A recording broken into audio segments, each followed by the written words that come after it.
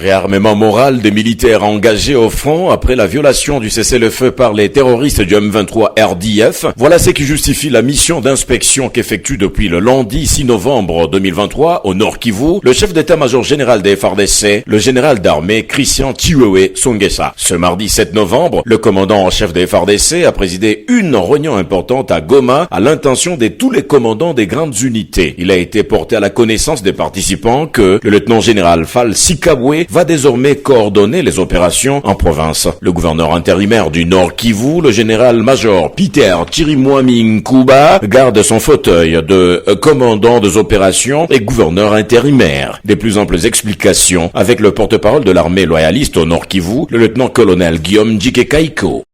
Aujourd'hui, il vient de tenir une réunion très importante au centre conjoint de coordination des opérations où il a réuni le gouverneur militaire ad intérim et commandant des opérations, mais aussi le commandant de toutes les grandes unités.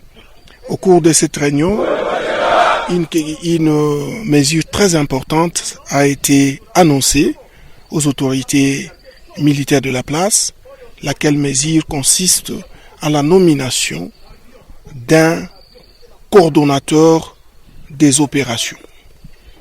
C'est pour dire que le gouvernement militaire est bel et bien gouverneur ad intérim et il continue sa mission de commandant des opérations. Mais tout ce qu'il aura apposé comme dans le cadre de sa mission sera désormais coordonné par le lieutenant général Sikabwe Fall qui se trouve être le commandant de la force terrestre. Après avoir donné les instructions, le chef d'état-major général des FARDC avec toute sa délégation sont descendus sur les positions avancées des FARDC en territoire de Nyiragongo pour remonter le moral de troupes déterminées à défendre la patrie jusqu'au sacrifice suprême en mettant hors d'état de nuire les terroristes du M23 RDF.